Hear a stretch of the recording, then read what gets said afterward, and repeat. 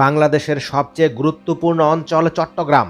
ঝুঁকিপূর্ণ অঞ্চলের তালিকায় শীর্ষে থাকবে পার্বত্য অঞ্চলের 3 জেলা রাঙামাটি, বান্দরবান ও খাগড়াছড়ি। বাংলাদেশ সেনাবাহিনী পার্বত্য অঞ্চলের নিরাপত্তায় শক্তিশালী অবকাঠামো নির্মাণ করেছে। বর্তমানে পার্বত্য অঞ্চলে 6টি সামরিক ঘাঁটি রয়েছে, যার মাঝে আলীকদম সেনাঘাঁটি অন্যতম। দুর্গম সামরিক ঘাঁটির মধ্যে আলীকদম শীর্ষে থাকবে। আলীকদম সামরিক ঘাঁটি যুদ্ধকালীন সময়ে কতটা কার্যকরী ভূমিকা পালন করতে পারবে? ভৌগোলিক অ্যাডভান্টেজের কারণে এই ঘাঁটি ব্যবহার করে একই সাথে ভারত এবং মিয়ানমার উভয় দেশকেই মোকাবেলা করা সম্ভব। বান্দরবান জেলার আলীকদম উপজেলায় এই সেনাঘাঁটির অবস্থান। 1890 একর জায়গা জুড়ে এই সামরিক ঘাঁটি নির্মাণ করা হয়েছে। সুতরাং আয়তনের দিক থেকে বিশাল একটি সামরিক ঘাঁটি। দুর্গম অঞ্চলে নিয়মিত টহল চালায় সেনাবাহিনী, যে কারণে সন্ত্রাসী গোষ্ঠীগুলো শক্তিশালী অবস্থান তৈরি করতে পারে না। তবে ভৌগোলিক কারণে পাহাড়ি অঞ্চলে সন্ত্রাসী দমন করা কঠিন কাজ। এক্ষেত্রে অ্যাটাক হেলিকপ্টার এবং ড্রোন দিয়ে হামলা করতে হবে। বিশ্বের অধিকাংশ দেশ দুর্গম পাহাড়ি অঞ্চলে ড্রোন এবং অ্যাটাক হেলিকপ্টার দিয়ে হামলা করে। পরবর্তীতে সেনাবাহিনী পাঠিয়ে অভিযান চালায়।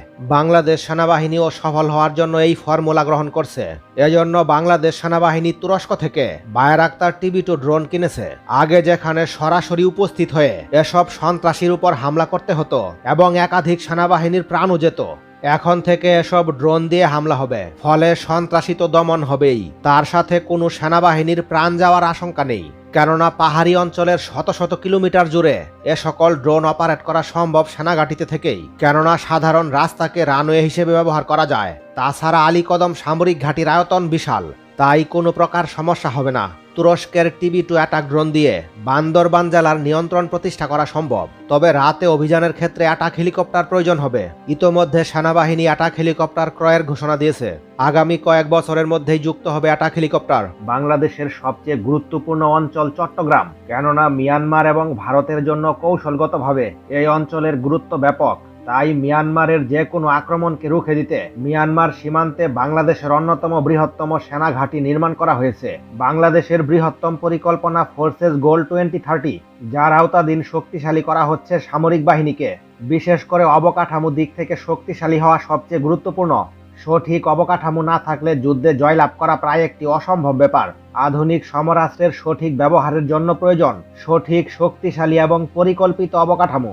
এই সকল বিষয় মাথায় রেখে মিয়ানমার সীমান্ত ঘেঁষে নির্মাণ করা হয়েছে রামু ক্যান্টনমেন্ট।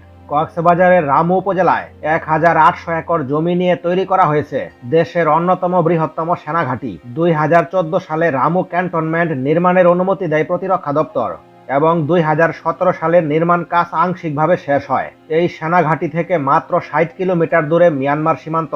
কেননা ঘাঁটি থেকে বাংলাদেশ সেনাবাহিনীর মিয়ানমার সীমান্তে পৌঁছাতে সময় লাগবে মাত্র 30 মিনিট। এই সময়ের মধ্যে মিয়ানমার কোনোভাবেই তাদের বড় সংখ্যক সেনাবাহিনী এবং সরঞ্জাম সহ বাংলাদেশ ভূখণ্ডে প্রবেশ করতে পারবে না। এক কথায় রামু সেনাঘাঁটি বাংলাদেশের সবচেয়ে গুরুত্বপূর্ণ গেম চেঞ্জার ঘাঁটিগুলোর মধ্যে অন্যতম। রামু সেনাঘাঁটি নির্মাণের ক্ষেত্রে সবচেয়ে গুরুত্বপূর্ণ একটি ফর্মুলা ব্যবহার করা হয়েছে। কেননা মিয়ানমার চাইলেও হঠাৎ করে সেনাঘাঁটি ধ্বংস করতে পারবে না, কেননা 60 কিলোমিটার দূরে অবস্থিত মিয়ানমার সীমান্ত থেকে। তাই মিয়ানমারের আর্টিলারি হামলা থেকে নিরাপদ থাকবে রামু ক্যান্টনমেন্ট। তাছাড়াও লং রেঞ্জের রকেট লঞ্চার থেকেও নিরাপদ থাকবে, কেননা ভৌগোলিক কারণে ওই অঞ্চল পাহাড়ি। তাই লং রেঞ্জের রকেটও ঘাঁটিতে আঘাত করতে সক্ষম নয়। তবে মিয়ানমার বিমান হামলা কিংবা মিসাইল হামলা করতে পারে। এক্ষেত্রে শক্তিশালী এয়ার ডিফেন্স সিস্টেম মোতায়েন রাখা গুরুত্বপূর্ণ। এ বিষয়ে কমেন্টে আপনার মতামত জানিয়ে ভিডিওটি ভালো লেগে থাকলে একটি লাইক দিয়ে চ্যানেলটি সাবস্ক্রাইব করে রাখুন।